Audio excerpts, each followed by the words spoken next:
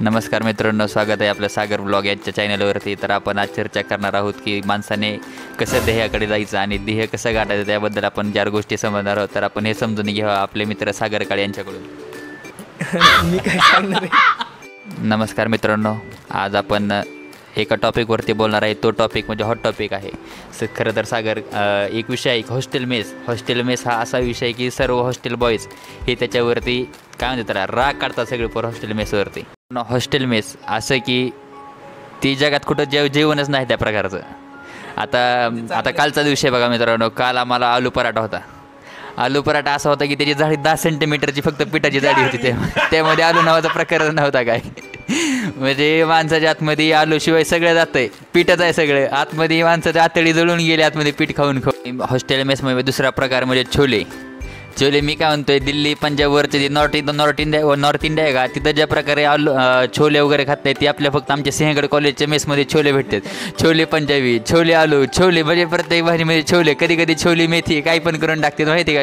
बरं जेवणात जाऊ द्या ओ. मेसवाल्यांनी साधी नीट ताट धुतली पाहिजे. ताटं सुद्धा येत नाही त्यांना नीट. मेसचा मेन्यू म्हणजे एखाद्या 5 स्टार हॉटेलला सुद्धा लाजवल असा सजवलेला असतंय. त्याच्यासारखं असते का जेवण त्याच्यासारखं म्हणण्यापेक्षा त्यातलं 1% जरी त्यांनी बरोबर जेवण दिलं तरी आमचं म्हणजे मन भरल असं वाटतं आम्हाला.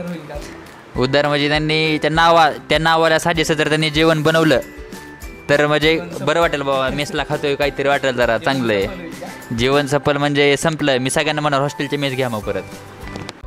तर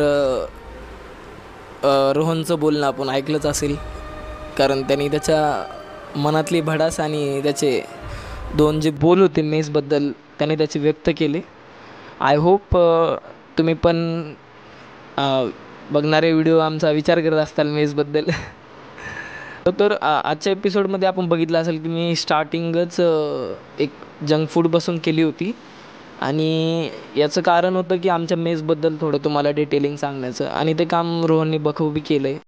कारण की ही गोष्ट अशी म्हणजे बोलण्याजोगी नाही आहे, बट सांगावं लागते की कारण आम्ही सर्वाईव्ह करतो की काही गोष्टी अशा आहेत जे की सर्वाईव्ह करण्यासारख्या नाही आहेत. बट आमच्या रोहनची एकच इच्छा आहे की त्याने इथून जेव्हा कॅम्पस पास आऊट होईल तर तो एवढा पैसा कमवणार आहे की आमच्या मेसवाल्याला कमीत कमी हप्त्यातून 1-2 वेळेस तरी 5 स्टार हॉटेलला नेण्याची त्याची खूप इच्छा आहे. आय होप तो पूर्ण करील.